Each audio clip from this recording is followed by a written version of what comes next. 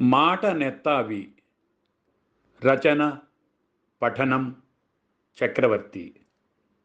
మ్రందు ఏనుగు దారణ 100,000 రాలి పడినట్టి టేకుకు లక్షల వెల మరియు ఉపకరణములకు ధర లభించు